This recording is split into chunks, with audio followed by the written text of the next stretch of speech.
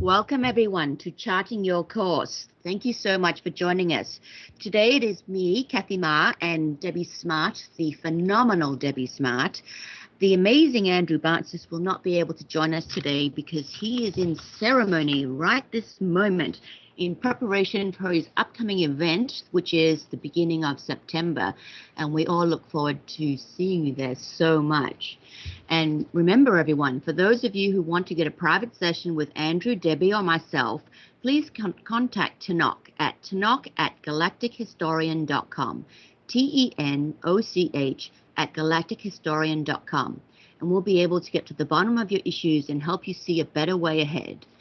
For those of you who also don't know that Andrew is offering a free video series called Living the Mystical Life Daily. He shows you some tools and gives you knowledge about how to have mystical experiences in your everyday life.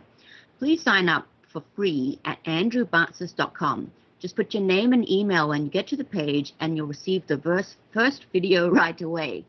And for those of you who'd like to know more about Debbie, please check out her website, which is innerdimensionhypnotherapy.net.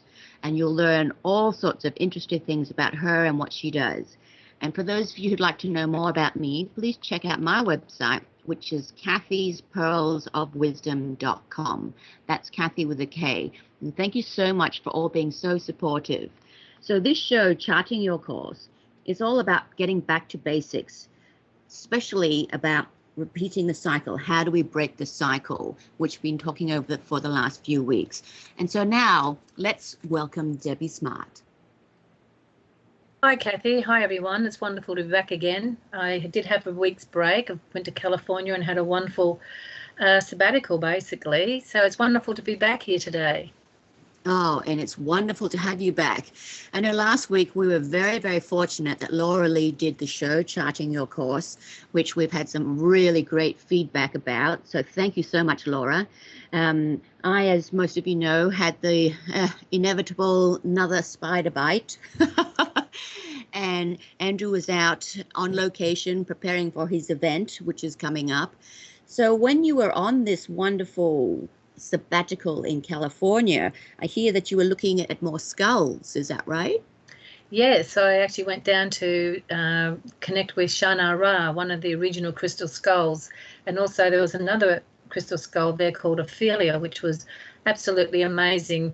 Apparently the Teresina was in the Maya lands, and she was gifted by one of the Mayan elders who've known her over the many years, and told her that this crystal skull was waiting for her. And that was, so I had a session with both of those crystal skulls, and the experiences that I had were just absolutely amazing. Wow, that sounds amazing. For those people that are listening that don't really know what the crystal skull is, could you give us like a bullet point summary of what it is? Well, the crystal skulls have been, over the last, probably in the early 1900s, are being discovered in a lot of different ancient sites.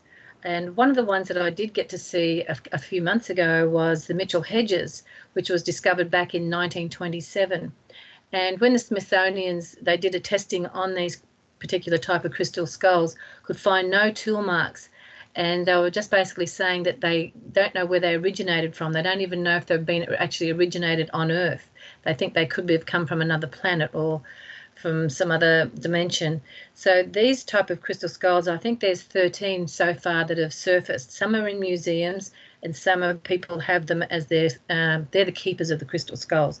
And they do bring them out into the public every now and again so that people can connect with the frequencies and the coded information that is embedded in these crystals, because they're a consciousness. Wow, that's amazing. That is absolutely amazing. How would one know if it is a genuine crystal skull? Well, I think that the ones that have been made pretty famous have been tested by, the scientists and the Smithsonians. But the thing is, there's a lot of people out there who have crystal skulls that a consciousness has moved into. And, I have a crystal skull called Himshir, and I did a show on with Andrew one time regarding my trip with Himshir overseas, but how he came to me as well. And that was pretty magical experience. And the thing is that I think that whatever that we're whatever path we're on and what we're drawn to do with our soul's purpose, basically, is what draws us to different types of crystals or different types of modalities. And I just found that I never really thought anything of a crystal skull myself until I had a reading with a lady in Mount Shasta quite a few years back now, and she told me I was a keeper of a crystal skull, and it just blew my mind, because I never even thought about crystal skulls up till that time. And then she sort of said to me that she read in my aura that I was going to be going something to do with England, and I then mentioned to her that yes, I was going to England in a couple of weeks' time, and she wanted to know if she could commission me with something to do while I was there, if I was going to the Birthing Stone. And I said, sure, I am going to the Birthing Stone. It's on my tour. And she said, well, she said she was back there in 2003. She's got one of the original crystal skulls. Her health and something else had come up, and she was supposed to go back in 2000, and I think it was 2012. I think it was 2012. Yeah, and that was the year I was going. And she said that if I could get a crystal skull, and that her crystal skull would activate it and commission it with opening up the frequencies of the divine feminine that had been closed by Aleister Crowley at the Birthing Stone. And so I just thought, okay, well, if that's what's come to me, I'm willing to do whatever, and I'm going to be there anyway. Why not? Why not? It seems pretty out there, but I'll do it. And so, so that's how I got Himshi. I picked out an amethyst crystal skull that really called to me in her store, and we did a whole ceremony where her crystal skull actually downloaded and activated Himshi. And since then, I've taken him to many, many of my sacred journeys and gotten lots of information. And he also helps me with the work that I do too, because when I'm working with clients, I have Himshi with me, and I get little messages that will enhance the experience. Wow. So it's not only you, it's Himshi too. Yeah. 2 for 1. It's a partnership. Oh, I love it. I absolutely love it. That is very, very interesting. Wow. And today we also have a guest, Albert Milligan, who I think you met on your trip or did you go with on the trip to the Birthing Stone in UK? That was the second trip that I went on with Albert. Oh, okay. With a spiritual group. I met Albert in 2010 when we went to the Maya lands, and we did a whole series round through Chichen Itza and a whole lot of the ancient ruins and ancient temples all through the Maya lands. And Albert and I and my husband just had an instant connection, and we kept in touch ever since. And then I met up with him again when we went to England. And he was at the Birthing Stone, and the wonderful experience that we had at the Birthing Stone together actually really stands very, very clear still in my memory, is because most of that group that we were with were women. There was, probably maybe 4 males out of about 17 women or something like that. Ooh, excellent odds. Yes, that's for the guys. But Albert, the amazing thing about Albert that I noticed when we went into the field where the Birthing Stone was, most of the other sacred sites that we'd been to prior to that, we just used to wander off and do our own connection with the site, because we always felt that these sites that we're drawn to is we bring back something that we've left there in a past life, or brings back or opens up certain frequencies that we're connected to. And this one particular experience, when we went into the field where the Birthing Stone was, and it's right out in the middle of nowhere on a sheep farm thing, with the sheep running around everywhere, these particular stones that are just standing up in the middle of the field. And as we all went into this field, the amazing thing about what I noticed was that automatically we just all made a circle up around this Birthing Stone. And Albert was the first one to speak up and said, "Can I be the first one to go through the Birthing Stone?" And, all of us women, because it's a Birthing Stone, right? What do you mean first? So it was just so really interesting that, there's a male figure there that wanted to go through the Birthing Stone and be the first one to break through that frequency. Well, So good it was on absolutely Albert. beautiful. Yes, yes. Well, for those of us that don't know, maybe you could also give us a quick little background on what is the birthing stone.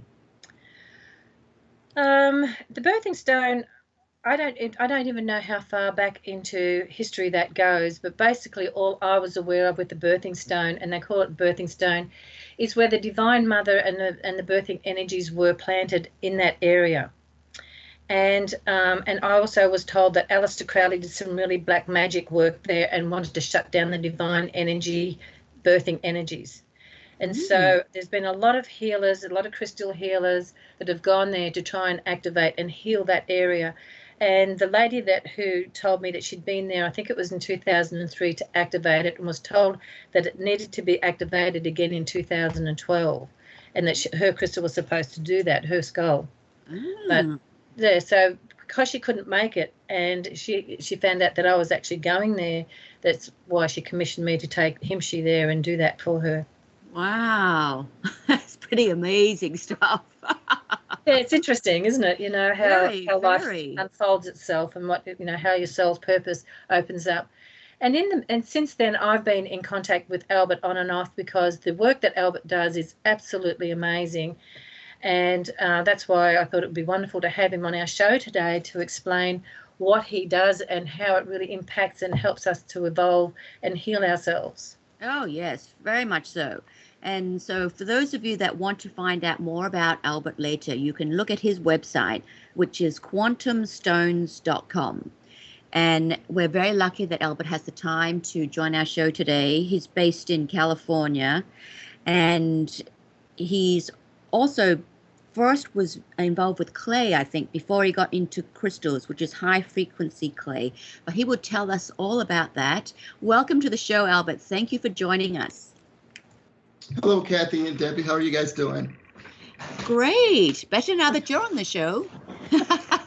Well, thanks for having me. I'm really excited to be here to share the information with your audience, which I know that they're highly enlightened, and any information that I can assist on that journey, I'm more than happy to share. So feel free to ask any questions. Oh, that is fantastic. Albert, maybe you could do a little introduction about yourself, what you were doing before you got into the quantum stones, and a little bit what you're doing now, and then we can branch on from there so people can get a true idea of who you are, where you're coming from, and where you're going. Okay, sounds good. I'm 55 years old. I'm currently in Bakersfield, California.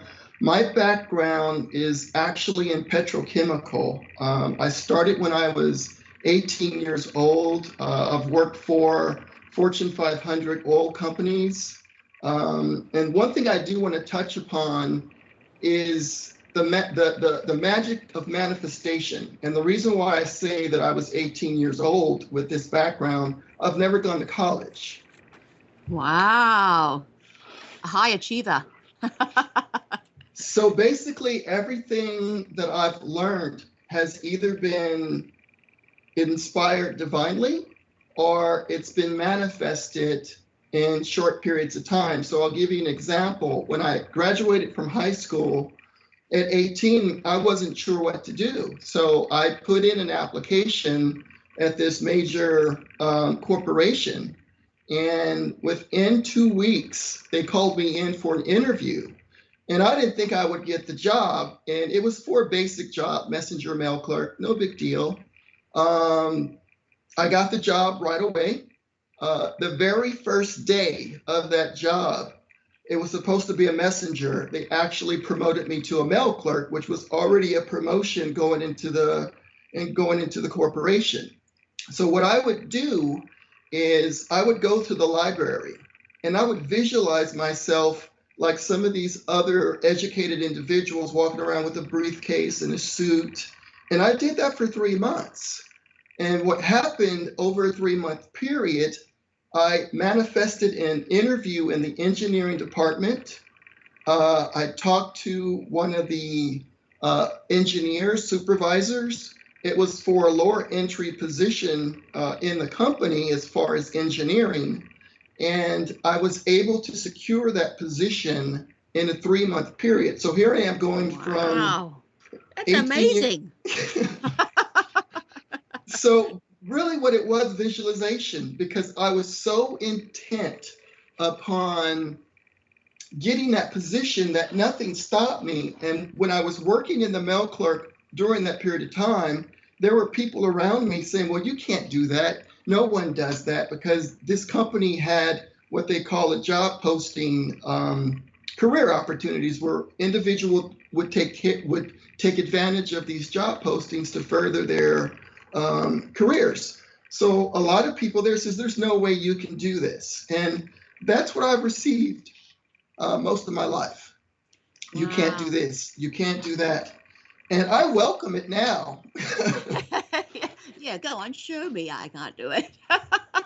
Exactly. So from there, I ended up doing electrical engineering. I actually started out drawing plans for various facilities. If you can envision refineries, getting oil out of the ground, refining oil, turning it into different products. I did that for about 30 plus years. And that's just to give you a sample, because my career continued to take off from that point. But I just wanted to touch upon how powerful the imagination, visualization, and not letting anyone tell you you can't do something. Yeah, I mean, and especially the years you're talking about when you were doing it, that was well before people even knew about visualizing too much or visualizing boards or anything like this. That's a really incredible story. So with the visualization, I think it was so instinctive to do it. And then I still do that to this very day. So for those of you who understand the law of attraction, this is a portion of it. Visualization itself is very magical. And the reason why I wanted to set the stage for what we're going to talk about for the rest of the day is to make sure everyone understands the power that you have. Oh, yeah. I mean, what you're describing is nowadays much more commonplace, and it's absolutely amazing that back in those days that you even had the insight to be able to do that and to even think of doing it. We can all learn a lesson here, definitely. The magic of manifestation. No longer is no going to be an option. Exactly. And for those of you who are going through situations, there's going to be resistance. Always. Oh, yeah. If there's no resistance, you're not really doing it right, is it? There isn't. It's what you persist and where your visions are and how much you believe and love yourself that gets you to that next level. Mm. Did you find that when you were coming across these sort of ideologies, let's call them, back in those days, that you just innately knew it, or do you feel that you were guided to do it by something? You know what? At that time, it was a knowing. It just felt like I knew all these things instinctively. And I've always been kind of a rebel at heart, to the degree where it's very hard to control me. Even Oh, that doesn't surprise me. I mean, even many of my supervisors, they never really liked me because they would try to conform me to be like everyone else. And if there were certain positions or certain things that I felt that I wanted to accomplish in integrity, I would do it. And they felt like, well, you're bucking the system, because corporations are very, very political. And you have to go along to get along. And pretty much you have to give a part of yourself away for a paycheck in order to exist. Yes, that is so true. Do you have any advice for people over things like that?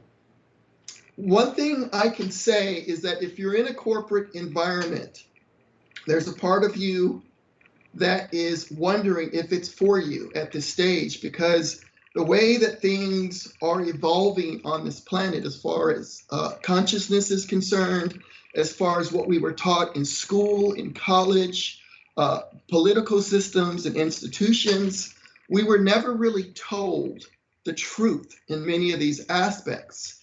And the truth is starting to surface in many different fields of endeavor. And what's going to happen is there's an evolution that's happening, and we have to break away from the corporate control. if we don't break away from the corporate control, it's going to destroy everything on the course that it is. So individuals that have a call to do something in particular within their heart, now's the time to do it. Yes, that is so true. So true. So Debbie was telling us about that you met her, I guess not for the first time, but is it the second time on the trip to the birthing stone, and that you had asked to go through the birthing stone first. Was there a particular reason that you asked that? I'm sure we're all wondering this question. Well, I think what Debbie said was true. On most of the trips that we've gone on, it was the females, like a lot of times would outnumber the males like 9-1 in some situations, or 9-2. And I think at that time, I felt instinctively as a male to step forward and to represent the masculine side too, because I think we hear a lot about the feminine aspect, and we need that for healing and regeneration, but we also need to be balanced beings as well, because you can't have more than one or the other, or you go off balance. So I think what I was thinking about at that time was to also represent the masculine side, to be birthed into a world of balance, because the feminine is looking to heal, and you can't lose the masculine in that healing process, because you also need courage. You also need strength. You also need determination. That's where the masculine comes in. And where fear comes in for so many different individuals is that's what holds you back. So what was your experience when you walked through first? I think anytime you go to some of these locations, you don't know what to expect. You don't know what the outcome is, and it's best to be an open vessel. I think what I felt was a sense of renewal, a sense of peace, and also being connected to not only the experience that we all had, because I think we had a pretty good sized group. It might have been 25, 26 people, but you also feel connected to everyone that's there. So it was a very connecting feeling. And to this day, I think Debbie and we still keep contact with a lot of people that were on that trip. Wow. Yes, those type of journeys, when you go through really, really deep, profound experiences, there's such a deep soul connection that, you know, that it surprises me, because how deep and connected that we are, because we all keep in touch with each other on one level or another. And even we've got a special little group on Facebook that we just post little things. And I think out of this group, out of all the spiritual groups that this particular couple take journeys on, this one particular group stayed closest. Wow. And more connected out of a lot of the other travels. Do you think that's part of the experience of that particular trip, that being around the birthing stone, that was so powerful? And obviously with your crystal skull, do you think that created a stronger bond than it normally would have? No, I just think that maybe the group that we're on, because I know that they've gone on some other, some of the group have got together and gone on some other journeys, and this particular group still stay all connected. I just think that there's a really very, very deep soul connection. And we went through, and that wasn't the only experience that we had on that trip. We had another major one in Tintangel that absolutely took us right to the core of our soul experience. And it was, so these type of really, really deep level experiences at such a soul level is what keeps you connected, I think. What do you think, Albert? Did you feel that? I did, and I think on that particular group, I think it was a timing and synchronicity type thing, that we had the right people to go on the right journeys with the right chemistry at the right time. Right, and it was very powerful, the experiences that went along with that. Yeah, synchronicity, everything just lined up. It sounds like it was an awesome trip. Absolutely amazing. I'm envious. And they all get, they're all so different. And even the Maya lands, I mean, that was a beautiful experience as well. But it's, everything is different, and it's, you never go back and have the same experiences twice. It's always something different. There's different connections, there's different frequencies, there's different energies that are going, and so it's just going there with an open mind, with no expectation, like Albert said, and allowing what to unfold is meant to unfold for your soul's journey. Well, for those of everyone out there listening, if they wanted to go on a journey like this, where would they find people that do trips like this? What would they type into their Google browser to ask? Do you know how I found this particular group was that I didn't actually go looking for it. It just turned up on my email showing a trip with this woman called Aluna Joy and her partner Raphael. And I don't know how to spell her last name or pronounce it, because it's I think it's Jackson, isn't it, Albert? Her last name, Aluna? Yes, it is. Yeah. And she just said it's really quite uncanny how a lot of people who come to go onto her spiritual journeys say that an email just turns up in their inbox. Ooh. I know, it's a bit woo-woo, but it's just that's what happened with me, and I just thought, wow, that's really interesting. Wow, well, that's our music coming for the break. So please, everyone, keep tight, and we'll be back as soon as you've heard these messages. Welcome back, everyone, to Charting Your Course this Sunday. What a glorious day it is, with myself, Kathy Ma, and the phenomenal Debbie Smartt. If you'd like to learn more about Debbie, please check out her website, innerdimensionhypnotherapy.net. And if you'd like to learn more about me, please check out my website, which is kathyspearlsofwisdom.com. Kathy with a K, don't forget. And today we have a very special guest, Albert Milligan. And if you'd like to learn more about him, please check out his website at quantumstones.com. So we've been talking to Albert about his background, and we're about to talk about how he got into his now current thing with crystals and clay, which is going to be phenomenally exciting. So Albert, I think that you also went on a trip with Debbie to the Maya land. Is that so? That is correct. That was the first trip that I actually went on. That was back in 2010. Part of the reason why I think I was attracted to that trip is because I was divorced in 2005, and I was going through a period of soul searching. At that time, I was married for 24 years, and the divorce ended. I didn't expect it to end, and it just put me in a tailspin. So it really opened me up to all different possibilities. And then this trip to the Maya lands came up, which I was on a mailing list for probably 3 months. Before that, I kept seeing it. And then something inside me said, hey, you need to go on this trip. You need to do this. This is part of your journey. So that's when I decided to go. And that's where I met Debbie and her husband at the time in 2010. Wow. It's just funny how things work, isn't it? That synchronicity of everything just falling into place, the right time, the right place, the right email, the fact that it didn't go into your spam box. Wow, that is amazing. And how do you find that trip really opened you up? I think what it did is, at that particular time, I wouldn't consider myself a world traveler. I had been to Mexico previously, but that was on a cruise.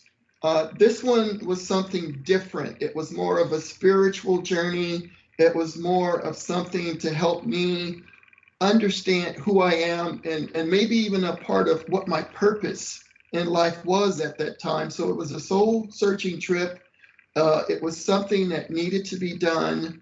And to this very day, I am very grateful for following that intuition to go on that trip. Wow. Trusting your intuition is so important, isn't it? Listening to that inner voice. I think, go ahead.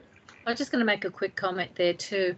so when we met Albert, and he sort of opened up and mentioned that he was on a soul searching trip, and so like all of us, we were, and but I kept in contact with him, and so did my husband when we came back, and he was so restless after he came back, and he just said, I really feel like I need to move into something new. I just don't know what it is just yet, but I really feel that I need to start looking at my soul's purpose, and I need some direction or something that is going to move me out of what I'm doing, because at that point he got to a point, I feel, that he wasn't really happy with what he was doing anymore. He felt he needed to do something greater than what he was doing.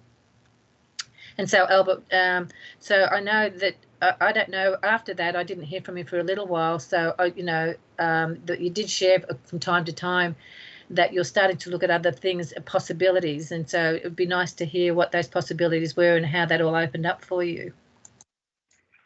I think after that trip, there was a feeling of being restless. And I think part of it is when you feel like you're not doing your sole purpose or what you were here to do, there's something that nags at you continuously and it won't let you go, especially for more of the evolved soul, because I've always been told that I'm an old soul. And I'm sure other people have been told they're an old soul. And you feel that because you come in with a knowing, because you don't fit in to a lot of the situations, because I would definitely consider myself a loner. I don't fit into crowds very well. I don't need attention. I usually stay in the background and observe.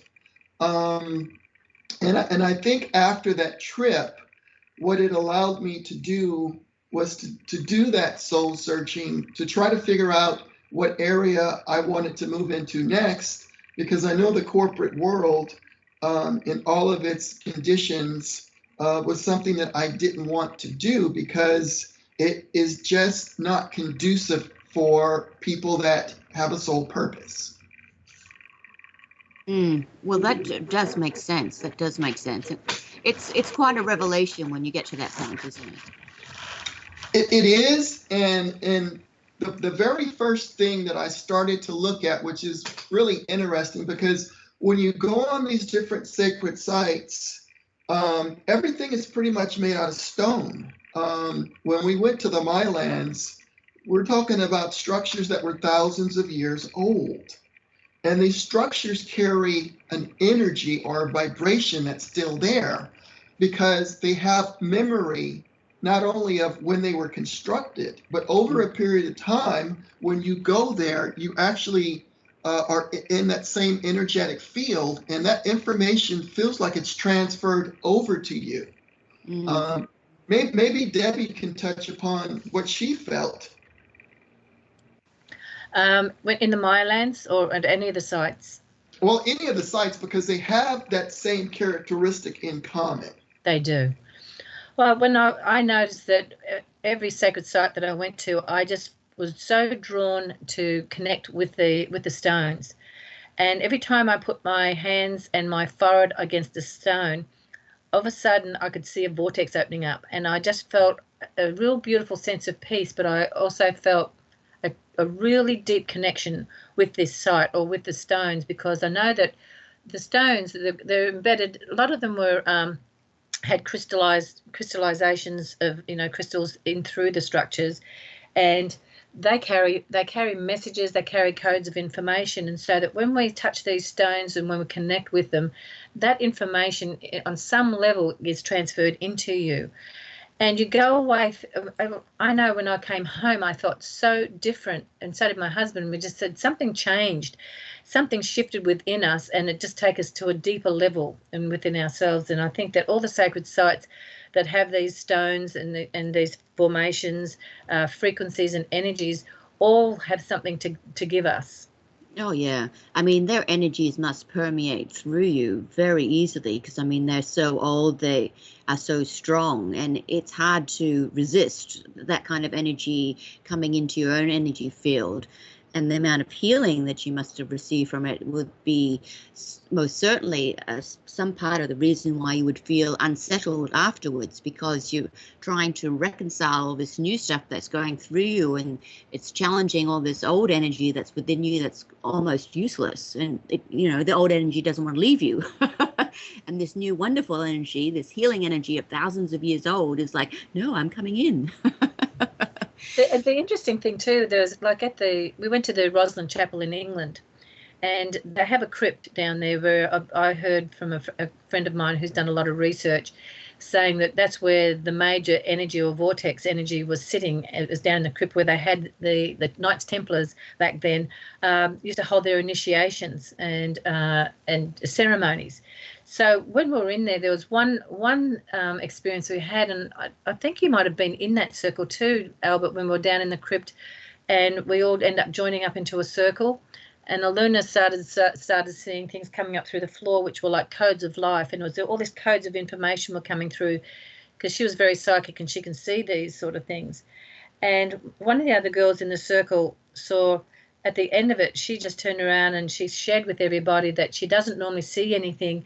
But at the same time as Aluna was seeing the code, these geometric codes that were coming through the floor. She said that she saw this entity coming up through the floor, and it freaked her out at first, and then she realised it was a Knights Templar in its full regalia, and he recognised that she could see him, and he came and stood in front of her, and he said, "What are you doing here?" And she said back to him in her mind, "Well, we're here on a sacred pilgrimage." And she said he looked around at each and every one of us, nodded, and then disappeared. "Oh, that's right." And just before he disappeared, she said to him, "Well, who are you?" And he said, "I'm the guardian of the Roslin Chapel." Wow. And then he disappeared. And so some of these entities living in other dimensions and everything are still overseeing a lot of these sites. And so you're connecting not only with the information from the buildings and the structures themselves and from the crystals and the stones, but there's also obviously some sort of guardians that are making sure that the information and the transformation is coming through to the people today. Well, I mean, energy is just so timeless, isn't it? And yeah, it's just amazing when you encounter it. It's at some point it's a little bit daunting until you can fully comprehend what is happening. I can remember in the late 80s, I went to Sedona, and I was just blown away by all the vortexes there. I mean, the energy, and it actually frightened me a little bit because I'd not been used to it, or, I was thinking maybe something's going to happen, because you're not sure. No one's explained it to you, and all this weird stuff's going on. But once you can understand what's going on and you have that sort of acceptance of the energy that's coming towards you and within you, then it's like, oh, well, okay, but I'm not sure if I'm ready to heal. Yes, but it sets a seed, doesn't it? It sets a seed and opens up something in your mind that you think, well, I really felt something. I don't know what it was, but, I'm really now becoming more aware of energies. Oh, yes, most definitely. Most definitely. Yeah. So, Albert, how did you get from there to be, so interested in crystals and clay?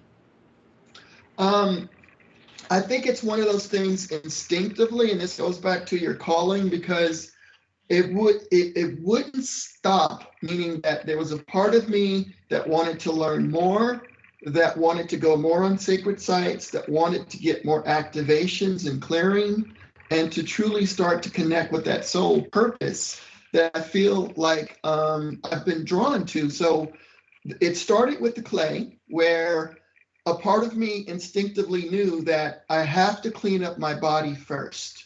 So I did research, and the logical choice was to understand that we have so many different toxins from pesticides on the foods that we eat, genetically modified foods, you name it. Nowadays, there's so many different substances that end up in our body that shouldn't be there. So I felt in order to continue this journey, I need to go and do a cleanse.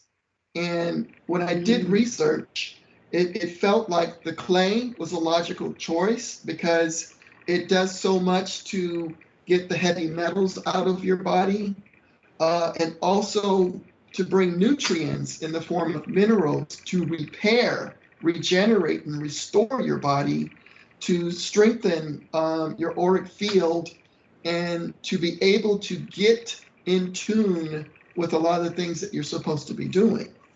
Restore, I love that. Regenerate, yes, most definitely.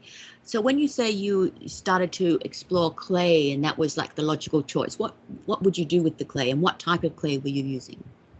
Okay, the clay that I was attracted to first, there was a company called California Earth Minerals, and they were in business since the 60s. In fact, the clay that they sell, the NASA astronauts used to take that clay for osteoporosis because they found out when they went into space affected their bone density and they would start to develop osteoporosis. So this particular brand of clay, since it's been on the market for a long time, I felt that it was safe, effective, and there's been many studies that have been done on it as a superior product. And that's what I actually got started. So the first company that I got involved with was called Spirit Detox. And that is still around to this very day. It's a website called spiritdetox.com. Wow. So how did you take the clay?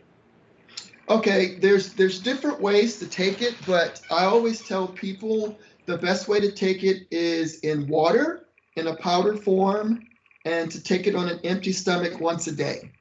And the clay itself is pretty gentle in the sense that you can take it every day for the rest of your life to keep yourself clean of a lot of these toxins that we're exposed to. And also, one of the other most important things about clay is the minerals. Because when you think about the depleted soils, and even if you're getting organic products, depending on what soil that it was grown in, and if the soil is being fertilized properly, you still are not getting all the proper nutrients, which could be anywhere from 57 to 87 nutrients that your body needs for proper regeneration. So that's the other thing that you want to think about when it comes to clay. It's not so much for detoxification alone, which is a big plus. You also want to give your body what it needs to regenerate. Wow, that sounds like great stuff. Yeah. So Albert, so do you sell that on your website? Yes, that's sold on Spirit Detox and Quantum Stones. It's called Terramin 2-in-1, and it's good in powder forms, or you can also take it in capsules or tablets. Some people don't like the taste of it, so we also have the capsules where they can take 1 or 2 a day. And it's always best, again, to keep it on an empty stomach. And the reason why you do it on an empty stomach is because whatever's in your digestive tract, especially in the morning, it's going to go in and clean it out if there's any poisons and toxins.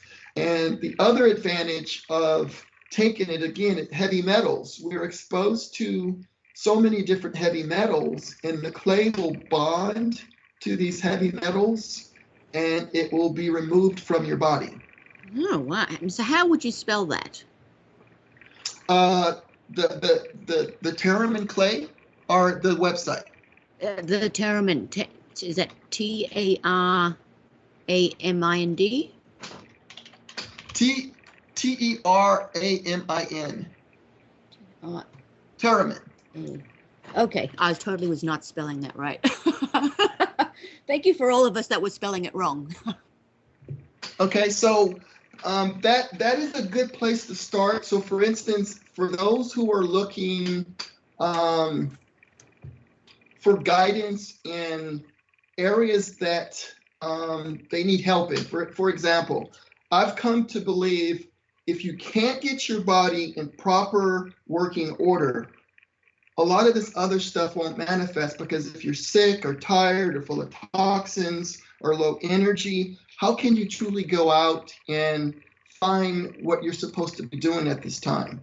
Because you're going to be sick and tired most of the time and you have no energy. So you have to renew your body. You have to keep your body sacred. And then a lot of the other things will start to have synchronicities and they will start to fall in place. But it definitely starts with your body. Well, that totally makes sense.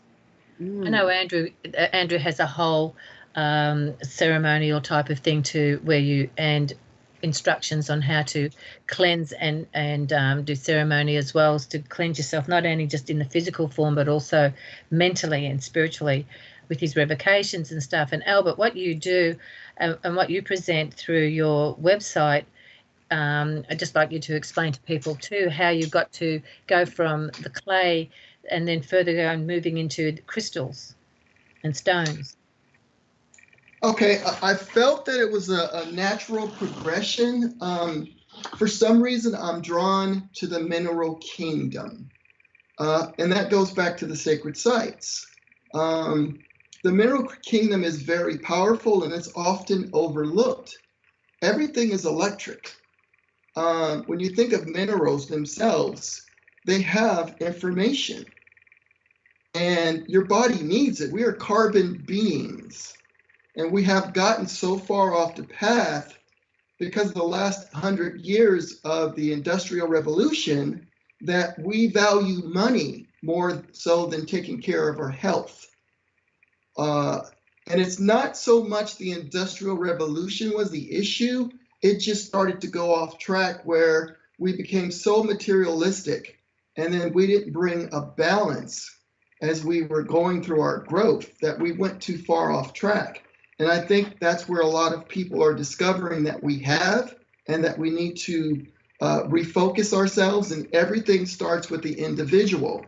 So what I felt the need to do was to first understand me, first understand who I am, and to focus, instead of blaming the outside world, is to fix the inside world.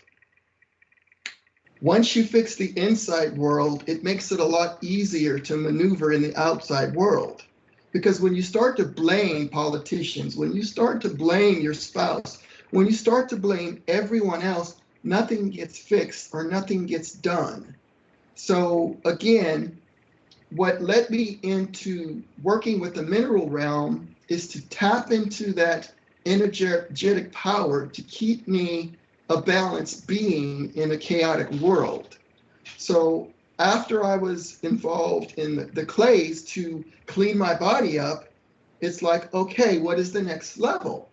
And again, with the sacred sites, there's something about crystals and stones when you wear them. It's like having a sacred site around your neck. So I started to discover through my own research and study that when you wear these crystals, it changes your auric field, it affects your electrical body, it starts to bring changes because electricity just isn't electricity. There's also information that's passed along in that electrical signal, which most people don't understand. It's like the brain. When your brain communicates through electricity, it's passing information to various parts of your body to do certain things. So if you have a disease, for instance, it will send antibodies to that area of your body to defend your body against whatever's trying to evade it. That's all through electrical signals. And the biggest part of having a healthy body, believe it or not, minerals are a big part of that defense mechanism. So if you're depleted in minerals, how can it defend itself properly? Because it doesn't have the tools, it doesn't have what it needs to defend it properly. As I got into the crystal aspects as far as wearing them, what I didn't realize after doing some study is that there's also information similarly to your brain that is passed on to certain parts of your body. Wow. So it's all about, in a sense, cleansing yourself, being balanced, and protecting your auric field, that aura that's all around all of us, isn't it? That is correct. And I also feel that stones and crystals are transmitters and receivers of information. So a good example of this, we'll take a psychic person. A psychic person, if they're really in tune, what they're doing is picking up the thoughts of the individual at that time and their intentions. So they're giving them a slice of, if you continue to think this way, this is what's going to happen to you in the future. Well, hold that thought and we'll come back to it after these messages. Welcome back, everyone, to Charting Your Course with myself, Kathy Ma, and the phenomenal Debbie Smartt. And for those of you who don't know, oh, I also forgot to mention, Andrew is not here today because he, at this complete current time of now time, he is in ceremony in preparation for his grand event that's happening at the beginning of September. So for all of you that are joining him in the September event, he is thinking of you all right now, as we are too. It's going to be very exciting. Both myself and Debbie will be there too. So we look forward to seeing all of you that will be there. And for those of you who don't know, Andrew is offering a free video series called Living the Mystical Life Daily. He shows you some tools and gives you knowledge about how to have mystical experiences in your everyday life. So sign up for free at andrewbartzis.com. Just put your name and email when you get to the page and you'll receive the first video right away. Again, just get it at andrewbartzis.com and enter your name and email to receive the Living the Mystical Life Daily series. And remember, you can get a private session with Andrew, Debbie, or myself by contacting Tanoch at galactichistorian.com. That's TENOCH at galactichistorian.com. And we'll be able to get to the bottom of your issues and help you see a better way ahead. And for those of you that would like to learn more about Debbie Smartt, please do check out her website. It is innerdimensionhypnotherapy.net. Full of all sorts of interesting things, and you can even subscribe to her newsletter as well. And if you'd like to learn more about me and what I've been doing and what I have done, or like to contact me, please check out my website, which is kathyspearlsofwisdom.com. That's Kathy with a K. And today we have a wonderful new guest, Albert Milligan, who is telling us all about his past, how he's been led into discovering all the wonderful aspects of crystals and clay. And his website is quantumstones.com. So you can check that out as well if you'd like to learn more about him. So welcome back to the show, Albert. I think we were talking about branching into the psychics and how they're picking up certain things in people's auric fields. Would that be a right summary? Yes, that's close enough. This is the way that I kind of see it. I think everyone has psychic abilities. Some people are more in tune to those abilities. And if you think of a Wi-Fi connection on your computer where you've got information that you're tied into the internet that's sending and receiving back and forth all the time, that's similar to how humans work. We're constantly sending and receiving information back and forth through our intent. So if you think of someone intensely, you will connect with that person. And you ever have a situation where you're thinking of someone and they call you? Yes. That's that connection that you're making. The reason why some people are better than other people at it, because they're either conscious or either they have a really strong signal. And again, that goes back to health. If you have a really strong auric field, if you have strong intentions, and if you don't have a lot of dogma, meaning false teachings within your auric field, you will have all these abilities and they're natural. I do agree with you. I think everyone has, to some degree, some psychic sense within them. Whether they properly tap into it or not is a different story. I'd like to add, on top of the healthy auric field, grounding. If a person is grounded, healthy, as you say, a great, good, healthy auric field, certainly you can tap into all sorts of things, all sorts of energies and all sorts of signals that are being sent out by the people. Yeah, that is correct. And I think why a lot of people don't really tap into that ability, because sometimes it might scare them, or either, again, it may depend on their belief system of how they were brought up. Sometimes religion will keep you in a certain state of fear where you feel like you're not worthy, and that's something that's wrong when it's really a natural part of being a human being is to have those abilities. But what I'm seeing is a lot more people are starting to understand that that is a natural part of their being, and they're starting to embrace it a lot more, and they're looking for ways to be able to tap into that as well. I think you're right. Certainly in modern day time, there's been a lot of demystifying all this sort of psychic realm. I mean, no longer do we all believe in the movies with the gypsy knows everything, and to have her knowledge would be terrible, and you're looking at the universal secrets which are wrong. It's more that people are starting to understand that everyone has some degree of sixth sense, and it's a question of what you want to do with it, how you want to harness it makes all the difference. And it's not as mysterious or as scary as we've been led to believe over the last few decades. And that. Sorry. Go ahead, Deb. Okay. Well, I was just going to do a very short comment. Was yes, when you're talking about it being a natural ability, you hear the saying all the time. A lot of people refer to those abilities as being supernatural, and there's such a connotation on the word supernatural. But when you look at those two words together, supernatural, all it is something that's natural, that's supered up, and so it's still natural. It's just supernatural.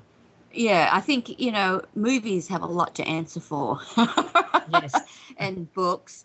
Over in Asia, they believe a lot that fortune tellers, psychic readers, feng shui masters, they think that these people have a different kind of life because they believe that they are accessing and revealing universal secrets, which is not allowed.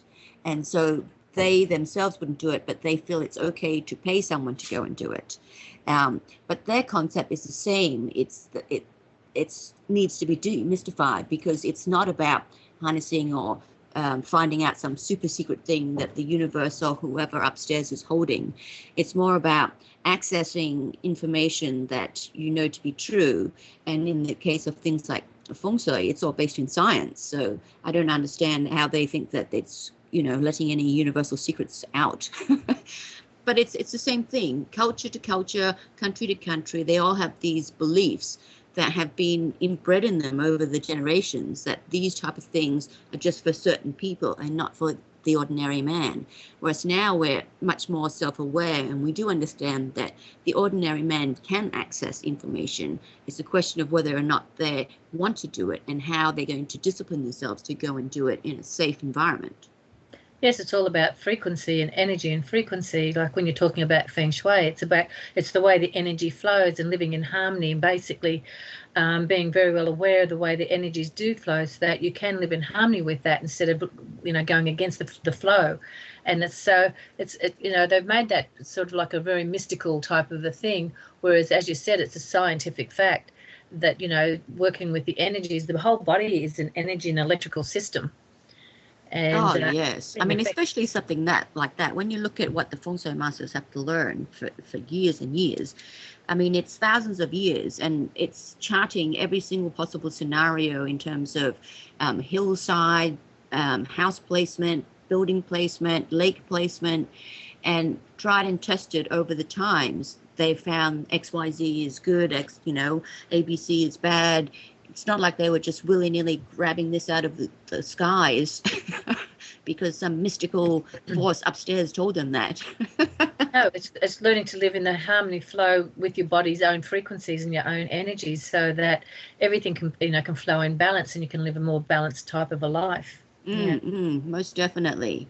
So Albert, going back to you again with the I know everyone's sort of chopping at a bit to know about what do you know and what can you talk about in terms of crystals, their energy, how you feel with them, what advice you have for people over this kind of whether they wear it or they have a crystal with them. Okay. How I got involved in setting up quantum stones was that desire to truly understand how does crystals affect the body. So I took a shortcut. Some of you may know the name David Sarita, some may not. At one time, he sold pendants that were infused with technology, and that technology would actually accelerate the experience of the wearer. Because again, since crystals have memory, you can program them. So a good example of programming them is through your intentions. if you were to pray and meditate daily for a period of time, that in itself, being attached to your auric field, would program that pendant, because you're putting your energy into that item. So what David did in his understanding of how crystals work is, we're going to accelerate with technology to put harmonic codes that are in the pendant to be able to allow the wearer, instead of having an extended period of time of putting their energy, we're going to pre-program these pendants with natural harmonic energies from either the sound of the sun or the sound of the cosmos to affect the person that is wearing the pendant. So I actually got started through someone else and how they approached getting that information to the public. Oh, that's very interesting. So What did you feel when you were approached?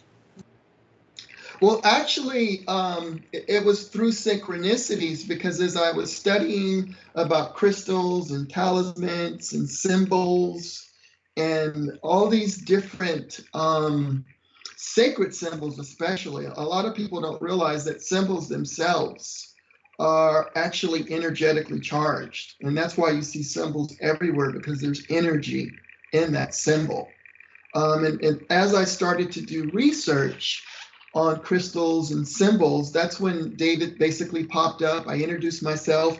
He told me what he was doing. I wanted to get started selling his pendants to get feedback from people, and they liked the results. It was all positive. I did that for about 6 months, and I decided to come up with my own line of pendants. And with my background in electrical engineering, the interesting part was, it's like, how do I do this? And yes, where do I start? Did you find that you were just like got inspired, like the ideas just came to your head, or did you really have to toil and draw lots of things to get that sense of what you're going to do? The really interesting part is, after I made that conscious decision to say, how do I do this? To do this shit, it really showed up. So through a period of dreams, I started to get all this information downloaded to me about sacred geometry, about how to set up electromagnetic fields, what harmonic codes to use. So over a 3-month process, I was actually able to build what is called a quantum generator. It looks like a little spaceship, is the best way to describe it. Where okay. Can I ask you, how big is this spaceship? It's definitely bigger than a bread box, that is for sure. The spaceship itself, it would fit into your home. But basically, you can charge a couple pendants in at a time. The process could take anywhere from an hour or 2 to actually program these pendants with harmonic codes.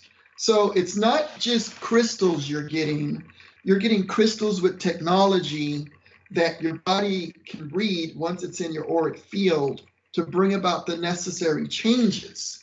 And one thing that I wanted to do in that process to make sure that they worked was, I actually went through a series of tests. So I was able to reach individuals. There's this one person I worked with, his name is Krishna, and he's part of, his company's called Institute of Science and Spirituality. And he has technology which is called GDV, which is gas discharge visualization. And he also has enhanced imaging, where he can take an image and you can see the electrical field. So I wanted to see what my pendants looked like. So I sent a couple of the pendants off, and he did the gas discharge visualization test, and nothing but electricity is coming off these pendants.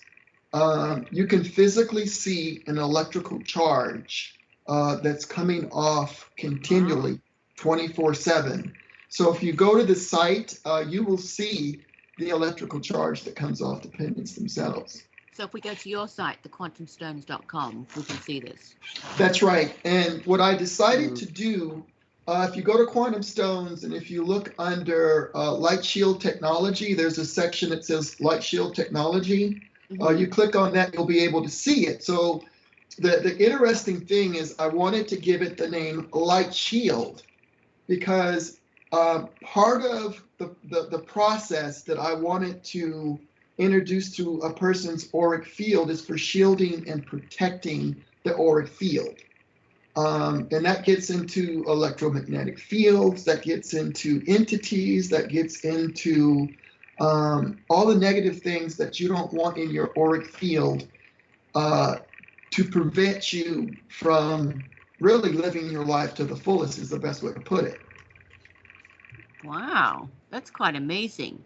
How did you decide what you were going to use, whether it's like silver, gold, metal? I mean, how did you decide what you're going to use to encompass these crystals? Basically, you want to look at cost and quality in putting the jewelry together. And fortunately, silver, sterling silver, is one of the highest conductors of electricity that you have. So everything that we have has sterling silver.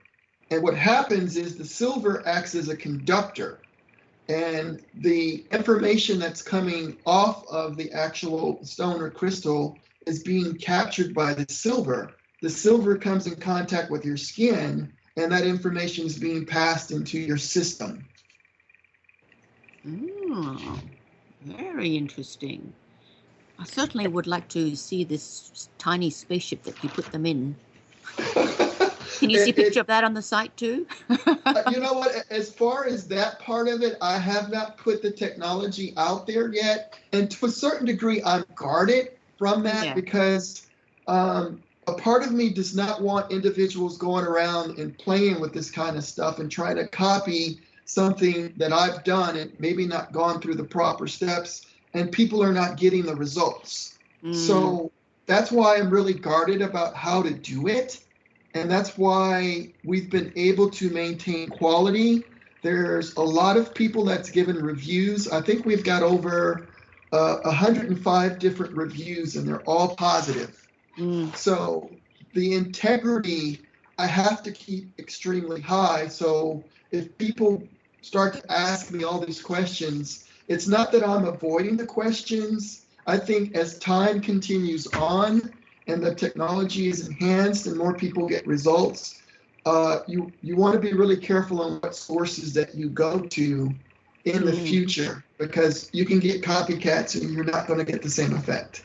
Well, I suppose also if you are creating such a powerful and I like to call it powerful structure, if you don't know what you're doing with it, I mean, you could do a lot of damage, isn't it? I mean, what you're harnessing and the reasons that you're doing it and the theory and the physics behind it must be quite great. I mean, don't, of course, tell us about it now because it's your secret technology, but it must be something as well that you're harnessing great energies within the atmosphere, the universe. So one must be careful with this kind of technology. I completely agree. And going back to how I actually came up with the technology, when you receive downloads, there's a responsibility that goes with receiving those downloads because you are being entrusted with that information. And not only is that information coming to you as someone that is trusted with it, it is someone that is also receiving, the best way to put it is spiritual energies along with it. So that's where you get your blessings from the universe. When you honor the universe will have additional energies that go into everything you do and every person you touch. When you have such a pure intent like you do, Albert, with the gems that you have. What I found amazing, I've got 2 pendants, and my husband's got 2 because they're very, very powerful pendants. And I've got, in one of the pendants, Albert, can you explain why you put the magnets? You've got magnets in behind the gemstones that are sitting on top of the crystal. What the magnets do, since everything is, and this is not in all the pendants, we were actually wanting to see in different designs because they have different characteristics of the symbology. What magnets tend to do is intensify the electromagnetic field. And also magnets has an effect on the wearer. And some of you probably experience, if you wear magnets on your wrist, for instance, there's the energy that flows in your body is different. So I decided to come up with different styles of pendants to see how it would affect the user and even give it more of a boost. Since that time, I've actually been given a download on how to improve how the magnet affects the wearer. What I need to do is get more feedback because power is not necessarily the thing that I'm after, it's the results. So I don't want to get too into saying, well, it has to be powerful to make a difference. No, it doesn't have to, because sometimes subtle energies make a difference. I'm trying to look for the right balance in designing, infusing energy, and how it affects the human aura. So I'm actually been given a lesson in more is not necessarily better. So the ones that are attracted to the magnets have a feeling of wanting to have more power. And a couple of people that have received the ones with magnets say, this is really strong. So I tell them if it's too strong, it takes time to build up to wear it. So you may have to wear it a couple times, a couple hours a day. If it's too strong, you take it off until you build up that within yourself that you're used to the energies. I find the beauty in that really, Albert, especially for people who are doing energy healing, for people in the healing, healing modalities, who are doing healing work on others, sometimes feel that they need to have that extra energy boost. And that's why I think, it's probably going to be a great tool for people who are doing deep meditation type work, healing work, hands-on healing work, even cranial sacral type of work, all sorts of type of different work where you're including yourself in other people's energy fields. And so if you can affect your energy field, and then you can strengthen your energy field with those type of magnetic extra energies, then you when you're working on other people, then it can be even more. I'm just wondering whether it could even be more effective, because you're going to be going into their field, and so that you're going to be giving them more energy through the work that you're doing. Yeah, what I've seen is those who are into the healing arts that use the pendant, if you're doing Reiki or other modalities, it does, since it boosts your auric field, and since you're channeling energy through you into your clients or whoever you're helping or facilitating, it does help in the sense where you're not as drained as you would be normally, because anytime you do energy work, it's very draining at times, depending on who you're working on. Especially if you're working on people who are physically sick as well. They tend to pull on your energies quite a bit. And so therefore, those type of pendants would be really, really helpful. Or even when I did a lot of hospice work, and I would come home totally, totally drained, because they're so sick and they're dying that, unbeknownst to them, of course, it's subconscious, but they really, really pull a lot of your energy, and that's what keeps them going for longer than norm, I think. That was a feeling I got. And so had I been aware of those pendants right back then, it would have been so much easier. Yeah, it's one of those things as we continue to evolve and understand how energy work. And again, the reason why I call this light shielding is because it's also where you want to protect yourself from other people's energy, because you want energy to flow through you, but you don't want to have energy taken away from you. Just because you're a healer does not mean that you have to be a martyr. You're there to facilitate others in their journey. And it shouldn't take anything away from you, because if it does, you need to readjust on how you're operating, because sooner or later you're going to burn yourself out. That's so true. That's so true. So these pendants are very good then also to protect yourself, like to keep your own energy and not to let it go stray into other people when they're needy, would you say? Yes, and for all the healers out there, when it comes to energy work, you also definitely want to do prayers and meditation to keep your field strong. You want to facilitate healings, because technically healing comes from self.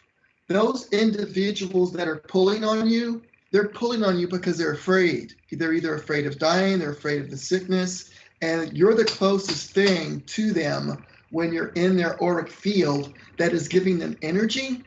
And if you don't protect yourself properly, they will drain you, not intentionally, it's because you're allowing them to. So if you really want to be a facilitator, do not allow anyone to drain your energy field, because that is sacred to you. Be a channel for the energy. Don't be drained helping others.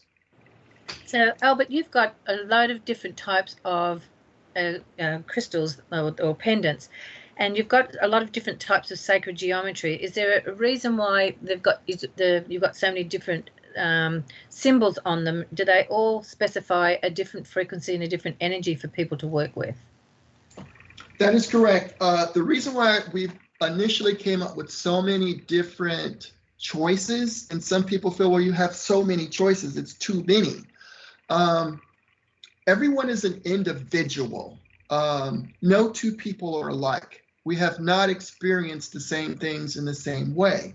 So what we've tried to cover, and what I tell people, is that you need to use your instinct. There is going to be a symbol, there's going to be a stone, there's going to be a pendant that you're going to be instinctively attracted to if you look at them. And part of this journey that I'm sending people on is to learn how to trust yourself, trust your instinct. So whether I had 100 or 1,000, if you trust your instincts, you're going to pick out what's right for you. And again, that's part of the teaching that goes along with these stones. Excellent advice. Trust yourself and your instinct and how it feels. Well, the music is coming up, so our ads are coming, so please stay tuned and we'll catch you again very soon. Welcome back, everyone. Thank you for joining us today on Charting Your Course with myself, Kathy Ma, and the phenomenal Debbie Smartt. Today, Andrew is not in the show. He is in ceremony in preparation for the event that's coming up in September, early September. We're very excited about that. Both I and Debbie will be there, so everyone that is going there will get to see us as well. So we look forward to seeing you all as well. If you would like to learn more about Debbie Smartt, please check out her website, innerdimensionhypnotherapy.net, and you can learn more about her and even book her through her own website, or join her subscriber list to sign up for her newsletter. If you'd like to learn more about me, please check out my website, kathyspearlsofwisdom.com. That's Kathy with a K. You can also join my newsletter, although at the moment it's slim pickings because I am learning how to do all that. And also, if you want to learn more about me, you can go through the website there. Today, we're joined by a wonderful guest, Albert Milligan, who is talking to us about all sorts of interesting things. He has a website, if you'd like to check out more about him. It's quantumstones.com. And at the moment, we're talking about crystals. We have been talking about the healing properties of clay as well, and his history, which has been very, very interesting. I think one of the questions that we'd love to ask him is about shungite. We had a caller a few weeks ago who was talking about shungite and the properties of it and how it's very good to ward off those electromagnetic fields energies, specifically from things like refrigerators. So, Albert, what is your opinion on that? Is that the thing to go with? And can you tell us a little bit more about shungite? Yes, I can. Shungite itself, the only place that you can get it is actually in Russia. It's a very unique stone because it's carbon based and it actually holds an electrical charge, meaning that you can put a meter from one side to the next and you can have electricity that flows through shungite. So I was telling you guys a little bit earlier about this spaceship looking thing that I made. I can say that parts of it has shungite in it. We're learning more and more about the spaceship. Don't tell us anymore. That's enough. I will not go overboard, but that just tells you the properties of shungite are very powerful because there are not many stones or crystals that can actually have electricity flow through it the way that shungite can. So the primary reason why people like to use and work with shungite is because we're constantly bombarded with electromagnetic fields. You've got smart meters, you've got Wi-Fi in your home, your neighbors' homes, you've got power lines. Wherever you go, your auric field is constantly being attacked. And I don't believe human beings were intended to be in a lot of the chaos that we're in right now. That goes back to strengthening your auric field. So a lot of people like wearing shungite itself as a protection against the electromagnetic fields. They like to put them on refrigerators to protect against the electromagnetic fields coming off the motor from the compressor of the refrigerator. And I would concur that shungite is a very good tool to use. It's not that expensive. It's actually really good to meditate too because it does have a very conductive part of it that attracts electrical energies because thought itself is electrical. We talked about that earlier with the psychic part that we mentioned because your thoughts, it sends out electrical signals. And those electrical signals are something that the stronger the signal, the stronger your auric field. So when it comes to all these disturbances that are happening all around us, through your intention, you can raise the vibration of your auric field. And it usually takes practice, prayer, meditation once a day to be able to get your field up to a strong point where all these disturbances won't bother you, and you want tools like shungite or crystals and pendants. One of the biggest properties about shungite, since it is carbon-based, it acts as a disturbance. So you know how frequencies go. When something disturbs the frequency, it doesn't have the same effect. It weakens the signal. It's like having a radio signal that is being shot out that is not really getting to the end result. So when you wear shungite, it prevents that signal from getting to you by adding that extra barrier that it has to go through. So it's like a wall. You're wearing a wall. Yeah, it's a shield. I like to call it a shield. Okay, shield is good too. So, I mean, I'm sure I'm not the only one who wants to know this. If you were talking about something like a refrigerator, how big a piece of shungite do you think you would need to put on it or near it to disrupt that energy that's coming towards you? I've seen them where they sell these magnets, and size-wise, it could be like 2 inches by 2 inches that just sticks right there to your refrigerator. I don't sell these on my site at this point, at some point maybe in the future, but there's other places that you can probably go in the search engine and see. And when you talk to them, and this is what I would suggest anyone do when they get involved with stones and crystals, is to make sure you talk to the people behind it. You want to find out about the integrity of whoever you're buying this from, because their intentions have to be strong in helping individuals, and it cannot just be about money at all. So the ones that will spend some time and help educating you on how and why things work is where you want to get your stones and crystals from. Well, that makes total sense as well, because, you know, the more knowledge a consumer has, in fact, the more loyal a customer they will become if your product is good. Exactly. And you also want to align yourself, especially nowadays, since there's so much disinformation out there. Sometimes you don't know who or where or what to trust. When you're searching out for information, don't be afraid to call people. Don't be afraid to get questions. And if it doesn't feel right, don't do it. Or if they never answer the phone. Exactly. You've already got your call, your answer, isn't it? That's right. If they don't email you back, if they don't find some way to communicate back with you, you may not want to align yourself with those individuals, because when you start to go down the road that we're going when it comes to healing and wholeness, there has to be integrity. And without that integrity, then you're losing energy, because everything that you do in your life should be about integrity. It should be about you care, and you want to attract people in your life that cares about you, and it's not just about money, because that energy continues to pass on, because the world that we live in is so selfish, irresponsible, and people are so much in fear.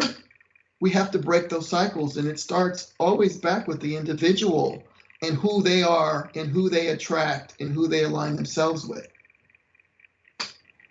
That is so true. I mean, integrity is such an important thing that really seems to be discounted in today's age of internet and websites and faceless, nameless people that you try and get to the info account and never get an answer. You can even say, I want to buy it, but just answer this one question, and they don't answer it. And because of that, you already are suspicious of the product, because you don't trust in their integrity. If they can't even take 2 moments just to even give you an automated response, it doesn't sit well with you. Yeah, and you shouldn't settle. I think there has to be a standard that everyone establishes for themselves, that they want to attract people of high integrity, because that's the only way that you're going to get things done. There's individuals that may come to you that will drain you, and you have to decipher, do I want to align myself with someone that does not want to have integrity in what they do and what they say? That is so true.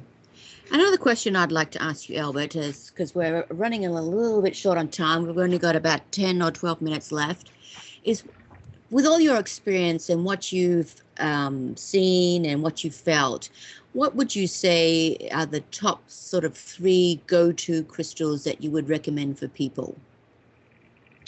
I would say the first one would be quartz crystal.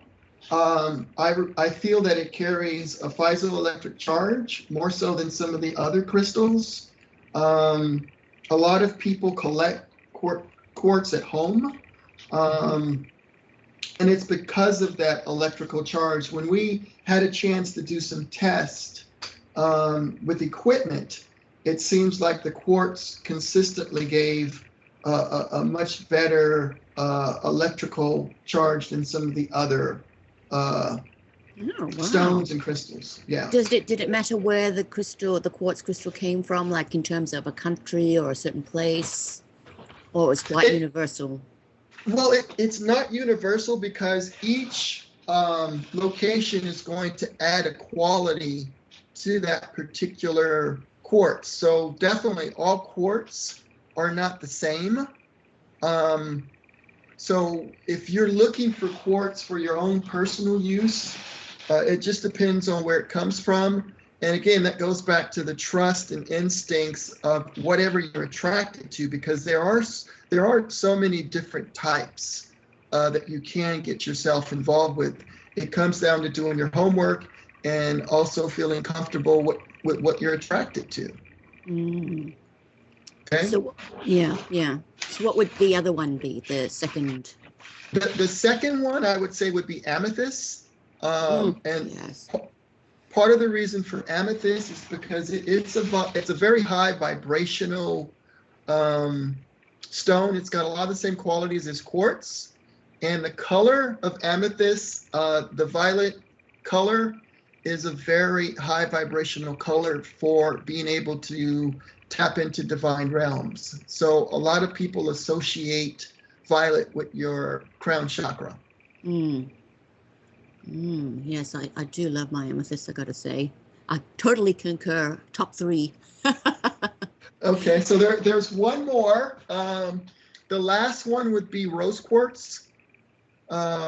Rose quartz is a very powerful, I feel it's very powerful for a couple reasons. It's usually associated with your heart chakra, and it has a very soothing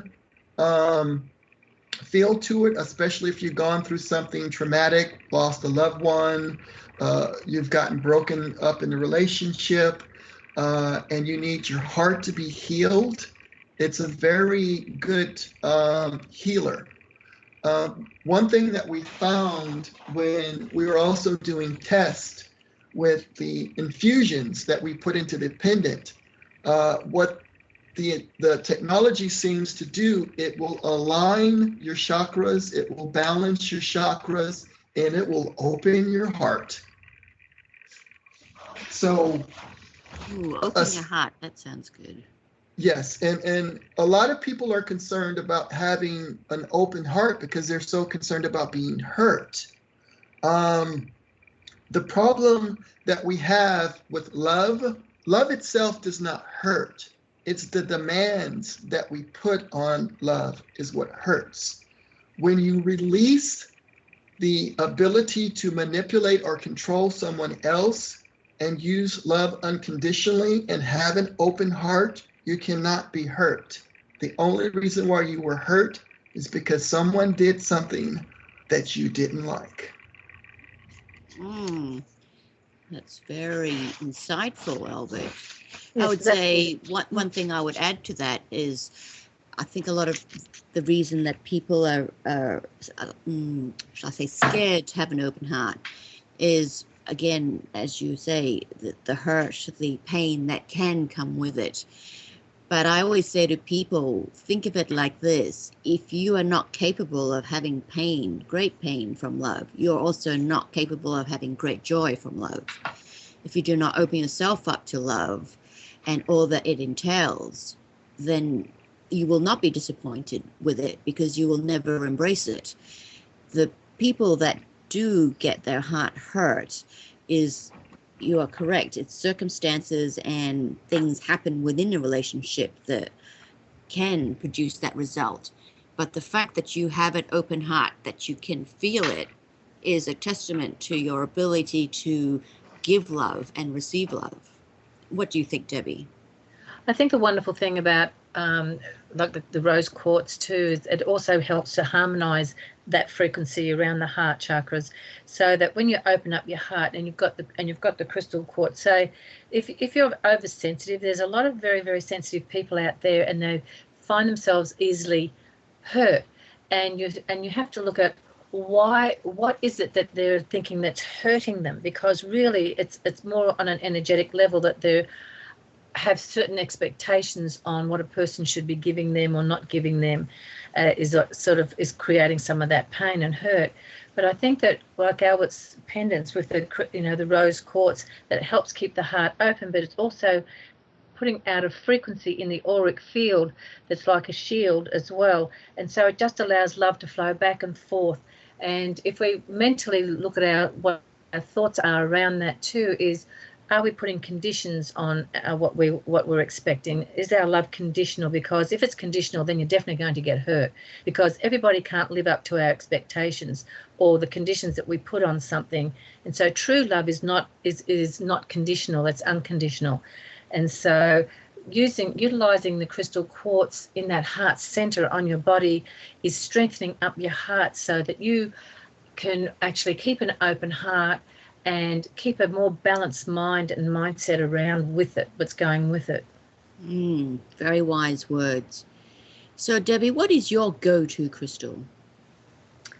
I have several, but like Kimchi that I work with, he is an amethyst quartz crystal, and it just depends on the day. But there's the two main pendants that I really love that I got from Albert is a labradorite, and it's very, very powerful for healing and working with healing energies. And the other one that I got from him is just beautiful too, because it also, the symbol on that for me is a very high spiritual symbol. So when I'm wearing that, I wear that more when I'm working, especially when I'm doing regression work, because I'm using that higher frequency of my mind and spirit.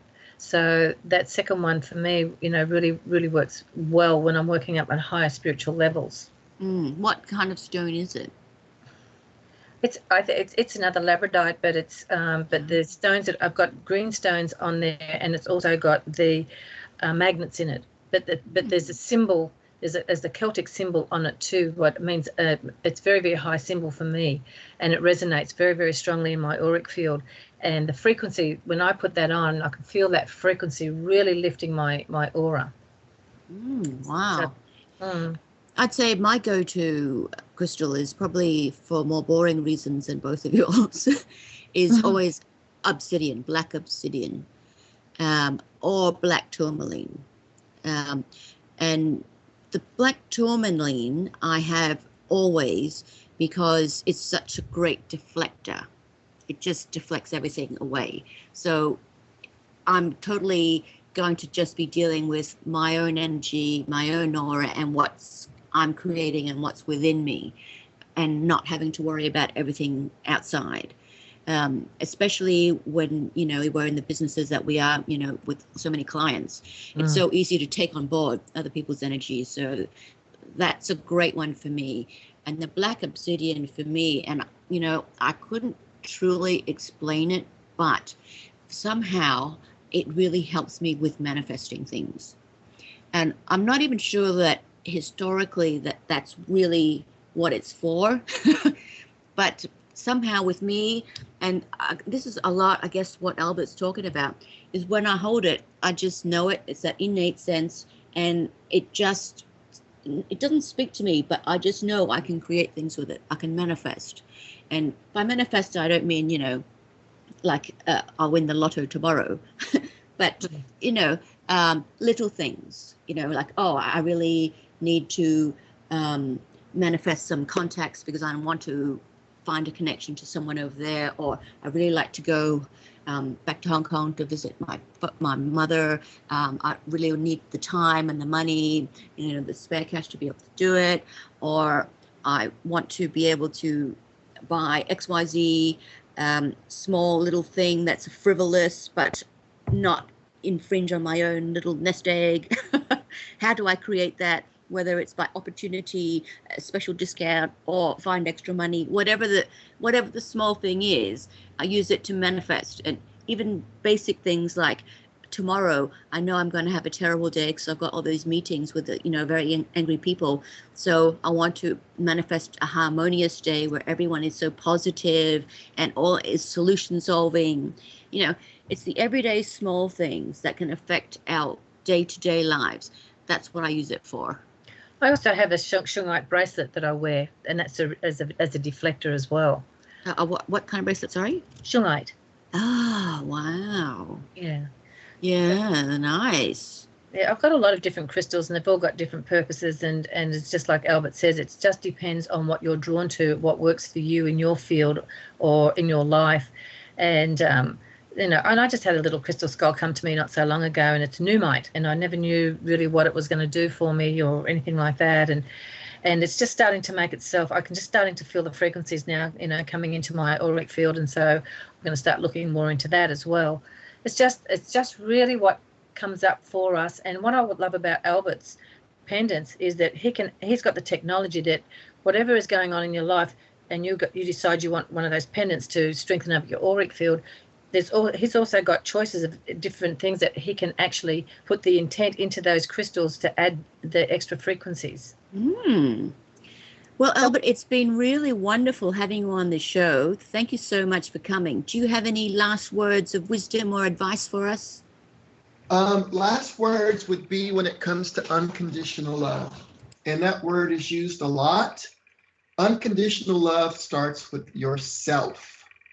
It is about you loving yourself, not in a selfish way, not in a way that is against anyone else, but a healthy way of being.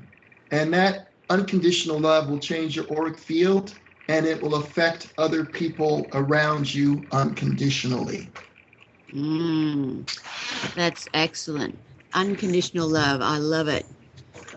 Love it, love it, love it. We've talked about it many times, but you can never say enough about it. It is an excellent point to bring up. Thank you so much for joining us, Albert. It's been wonderful. Thank you guys for having me. Anytime. Wonderful connecting with you again, Albert, too. And thank you for all that wonderful information that you shared with us today. Yeah, so again, if anyone wants to learn more about Albert, please check out his website at quantumstones.com. Thank you so much, everyone, for joining us today on Charting Your Course with myself, Kathy Ma, and the phenomenal Debbie Smartt. Don't forget to check out Debbie's website.